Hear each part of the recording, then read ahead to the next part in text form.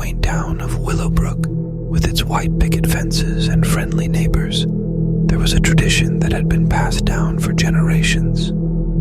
Every year, on the first day of autumn, the townsfolk would gather at the town square for the harvest ritual. The belief was simple: ritual in fall, winter won't be cruel at all.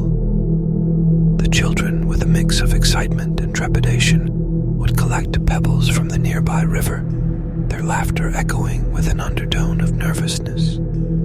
Some neighboring towns had already abandoned the harvest ritual, whispering that it was outdated and cruel.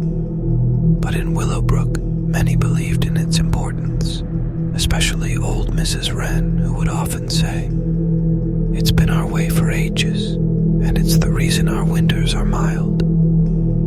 The preparations began the evening before. Mr. Green, the town librarian, and Mr. Black, the school principal, would write down the names of every family in Willowbrook on small pieces of parchment. These were then folded and placed inside an old, weathered chestnut box, which was kept in the town hall's basement. As dawn broke on the day of the ritual, the townspeople, dressed in their Sunday best, would gather around the town's ancient oak tree. The head of each family would step forward to draw a parchment. The tension was palpable as each parchment was drawn, but no one would open theirs until every family had taken their turn. That year, it was Mr. Thompson who drew the parchment with the crimson mark, which meant his family would participate in the final draw. For the next selection, parchments were prepared for each member of the Thompson family: Mr. Thompson, Mrs. Thompson, and their 3 young ones.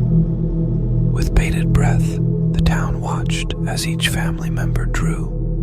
It was Mrs. Thompson's parchment that bore the crimson mark. The children, with their collected pebbles, hesitated for a moment.